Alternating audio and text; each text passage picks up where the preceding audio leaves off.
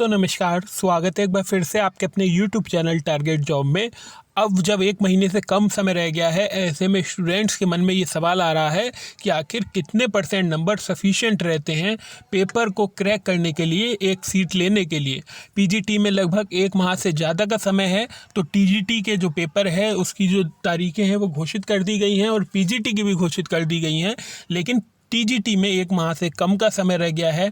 ऐसे में कितने % नंबर लाने का आपको लक्ष्य रहना चाहिए, मॉक टेस्ट जो आप लगा रहे हैं उसमें आपके कितने नंबर आने चाहिए। सबसे पहले आपको बता दें कि मॉक टेस्ट अगर आप लगा रहे हैं, कोई सा भी प्रकाशन हो, चाहे एग्ज़ाम कार्ड का हो, घटना चक्र का हो, यूथ का हो, तो आप उससे मत घबराइए कि मेरे नंबर कम आ रहे हैं और मेरा सिलेक्शन नहीं होगा। अगर आप 2-3 मॉक टेस्ट लगाइए और अगर आपको नंबर अपने कम आते दिख रहे हैं उसमें, तो मॉक टेस्ट अभी लगाना छोड़ दीजिए, पेपर से 6-7 दिन पहले लगाइएगा। अभी केवल रिवीजन पर फोकस करिए। आप जब मॉक टेस्ट लगा रहे होंगे या भी कोई चीज़ें सॉल्व कर रहे होंगे, तो आपको ये दिक्कत आ रही होगी कि आप कुछ क्वेश्चनों में, बहुत सारे क्वेश्चनों में ये भूल जाते हैं कि हाँ इसका ये भी सही है और इसका ये भी सही है। इसका यही एकमात्र कारण है कि आपका जो रिवीजन है वो उतनी अच्छी तरीके से नहीं हो पाया है जितनी अच्छी तरीके से आपको रिवीजन करना चाहिए।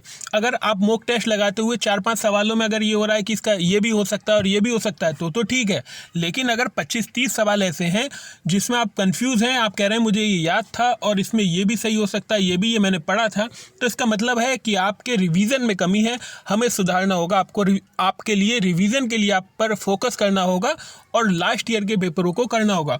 तो रिवीजन पर फोकस रखिए अगर आप मॉक टेस्ट लगाते हुए ऐसी चीज़ें आपके सामने आ रही हैं। अब बात करेंगे कितने % आपको नंबर लाने चाहिए। तो अपना देखिए, अगर आप साइंस स्ट्रीम से हैं तो आपकी टीजीटी में अगर 70% नंबर भी आ गए साइंस स्ट्रीम वाले छात्रों के, तो आराम से आपका जो सिलेक्शन है वो आप ले जाएंगे। अगर 70% नंबर आपके आ रहे हैं, अगर आप साइंस स्ट्रीम के हैं।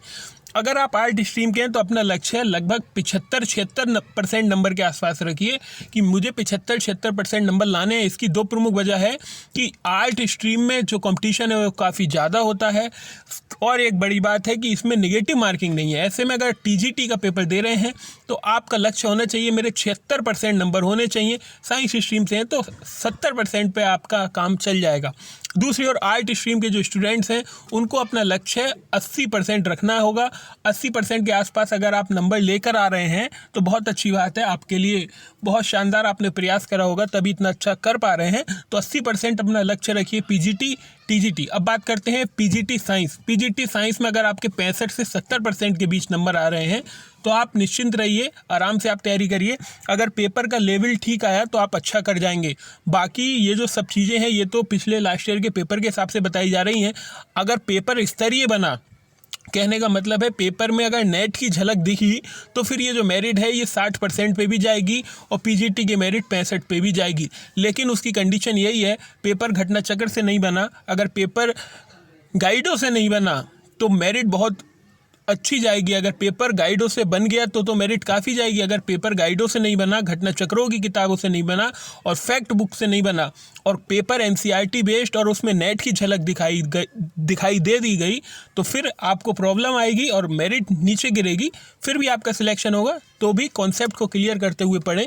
बाकी जो भी अपडेट होगी वो आपको दी जाएगी। बने रहिए हमारे साथ। आज की वीडियो में बस इतना ही। अपना लक्ष्य रखिए 75% के आसपास और पीजीटी वाले 80% के आसपास। और थोड़ा नेट का पेपर भी देख लीजिए लास्ट ईयर का पीजीटी वाले स्टूडेंट्स कि क्वेश्चनों का लेवल क्या है। नेट की झलक दिखाई दी तो आपको परेशानी भी होगी।